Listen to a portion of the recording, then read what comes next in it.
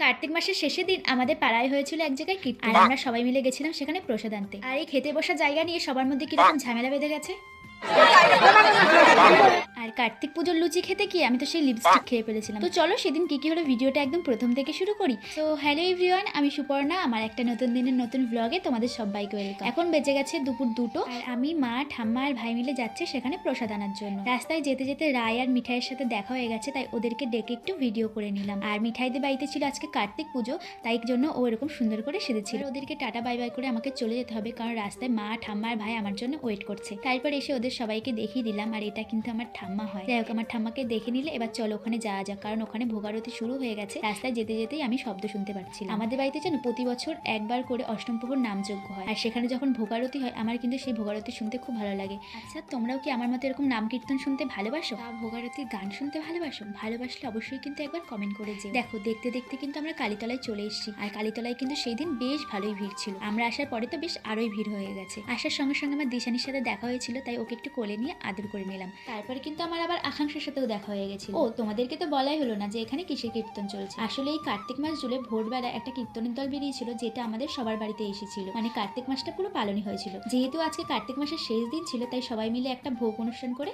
এই নিয়মটা আর কি শেষ করতো। যাই হোক, আমি তো সবকিছু বুঝি না, যেটুকু বুঝেছিলাম সেটুকুই কিন্তু তোমাদের বললাম। এইদিকে দেখো, দিশানি আবার আকাঙ্ক্ষার কোলে উঠে গেছে, আর ওর কোলে উঠে আদর খাচ্ছে। তারপরে কিন্তু আমাদের ভোগারতি প্রায় শেষ হয়ে গেছে, আর এইদিকে চলছিল রান্না। ভোগারতি শেষ হওয়ার পরে তো এখন আমাদের খেতে বসার পালা। কিন্তু কি বলবো, এই খেতে বসার জায়গা নিয়ে যে কি পরিমাণ ঝামেলা শুরু হয়ে গেছে। মানে যে যেখানে দাঁড়িয়ে ছিল সে সেখানেই বসে পড়েছে। আমাদেরকেও বসে পড়তে হয়েছিল, কিছু করার নেই। যদি না বসতাম তাহলে তো আর জায়গাটা পেতাম না। আর আমাদের সামনে খেতে বসার জায়গা নিয়ে তো প্রায় ঝামেলায় বেঁধে গেছে, সে এক কাণ্ড। চলো, এই সেই দিন প্রসাদে কি কি ছিল সবকিছু তোমাদের সাথে শেয়ার করব। প্রসাদ নিয়ে আমার বলার সেরকম কিছুই নেই। খাবার দাবারের রিভিউ আমি তোমাদেরকে দিচ্ছি না, তবে প্রসাদে কি কি ছিল সেটাই আর কি তোমাদের সাথে শেয়ার করব। প্রথমে কিন্তু আমাদের ভোগের প্রসাদ দিয়ে দিয়েছিল, তারপরে দিয়েছিল অন্ন। আসলে ভাতকে অন্ন বলে এটুকু আমি জানি, সেই হিসাবেই বললাম।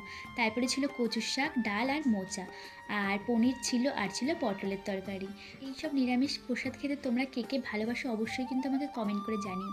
আমি কিন্তু খুব ভালোবাসি, তাই জন্যই তোমাদের সাথে এত সুন্দর করে ভিডিওটা শেয়ার করলাম। আমাদের তো এখন খাওয়া দাওয়া হয়ে গেছে, উঠে যাওয়ার পালা। ওইদিকে দেখো আমার ঠাম্মাদের ব্যাচের লাইনটা উঠে যাচ্ছে, আর আমাদেরও কিন্তু তখনও খাওয়া দাওয়া শেষ হচ্ছে না।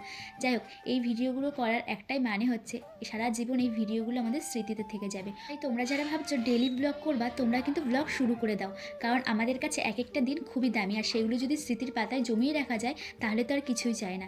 এইদিকে দেখো, প্রসাদ খেয়ে আমরা বাড়ি ফিরছিলাম। এমনই সময় তানুজদের বাড়ি পুজো হয়ে গেছিলো বলে ওরা আমাদের ডেকে কিন্তু প্রসাদ দিয়ে দিয়েছে। যেহেতু এইমাত্র প্রসাদটা খেয়ে আসলাম আমরা, তাই খেতে পারছিলাম না, বাড়িতে গিয়ে রেখে দেবো যাতে পরে খেতে পারি।